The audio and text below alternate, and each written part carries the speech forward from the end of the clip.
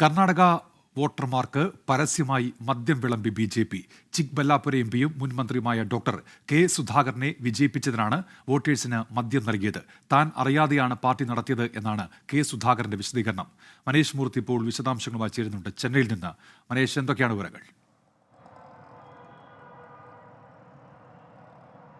ഉന്മേഷ്, ഇന്നലെയാണ് ഇത്തരത്തിലൊരു പാർട്ടി ബംഗളൂരു റൂറലിലെ നിലവങ്കലയിൽ നടക്കുന്നത്. BJPയും JDSും സംയുക്തമായാണ് ഈ പാർട്ടി നടത്തിയത് എന്നുള്ളതാണ് ലഭിക്കുന്ന വിവരങ്ങൾ.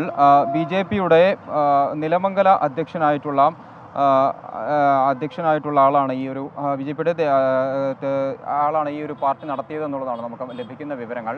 പോലീസ് വലിയ തോതിലുള്ള വിമർശനം ഈ പാർട്ടിയുമായി ബന്ധപ്പെട്ട് ഉന്നയിക്കുന്നുണ്ട്. 15,000-ഓളം ആളുകൾ പങ്കെടുക്കുമെന്ന് കാണിച്ചാണ് പോലീസിൽ നിന്നും അനുമതി നേടിയത്. പക്ഷേ 60,000-ഓളം ആളുകൾ അവിടെ എത്തിയിരുന്നു. മാത്രമല്ല, അവരെ നിയന്ത്രിക്കാൻ വലിയ തോതിലുള്ള ബുദ്ധിമുട്ട് പോലീസിന് നേരിടേണ്ടി വന്നുവെന്നും പറയുന്നു. മാത്രമല്ല, എക്സൈസ് ഇത്തരത്തിലുള്ള പാർട്ടികൾക്ക് അനുമതി നൽകരുത് എന്നൊരു കാര്യവും പോലീസ് ആവശ്യപ്പെടുന്നുണ്ട്. എന്തായാലും കെ സുധാകർ പറയുന്നത് ഇത്തരത്തിലുള്ള മദ്യം അവിടെ വിതരണം ചെയ്തു എന്നുള്ളത് തനിക്ക് അറിയില്ലായിരുന്നു. ആ പരിപാടിയിൽ അദ്ദേഹം പങ്കെടുത്തതാണ്. അദ്ദേഹത്തിന് അനുമോദന ചടങ്ങും ഒക്കെ കൂടിയായിരുന്നു ആ ഒരു പരിപാടി എന്ന് പറയുന്നത്.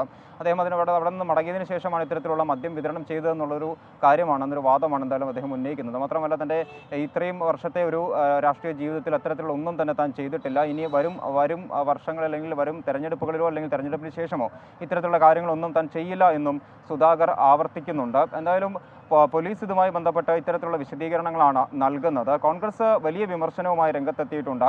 മുഖ്യമന്ത്രി DK ശിവകുമാർ പറയുന്നത് BJPയുടെ പതിവ് പരിപാടിയാണിത്, എല്ലായിടത്തും അവർ ഇത് തന്നെയാണ് ചെയ്യുന്നത് എന്ന ഒരു വിമർശനം DK ശിവകുമാറിന്റെ ഭാഗത്തു നിന്നും വരുന്നു. മന്ത്രി ദിനേശ് ഗുണ്ടുറാവു പറയുന്നത് BJP പറയുന്നതല്ല ഒരിക്കലും പ്രവർത്തിച്ച് കാണിക്കുന്നത്, അവരുടെ വാക്കും പ്രവൃത്തിയും രണ്ടാണ് എന്ന കാര്യം പറയുന്നുണ്ട്. അങ്ങനെ കോൺഗ്രസ് വലിയ തോതിലുള്ള വിമർശനം എന്തായാലും ഈ പാർട്ടിയുമായി ബന്ധപ്പെട്ട് ഉന്നയിക്കുന്നുണ്ട്. ഉന്മേഷ്.